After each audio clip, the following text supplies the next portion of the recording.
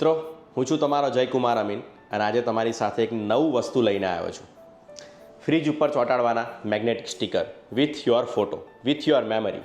એટલે આ ટાઈપના મેં સ્ટીકર બનાવડાયા છે જોહા ક્રિએટ પાસે.